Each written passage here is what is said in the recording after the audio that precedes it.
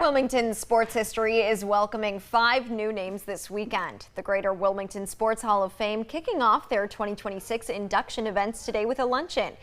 There's 5 inductees this year, and that includes longtime Laney Athletic Director Fred Lynch, surfing standout Bill Curry, former MLB pitcher Ron Musselman, former WNBA forward Tamara Young, and longtime Little League coach Ed Wilson.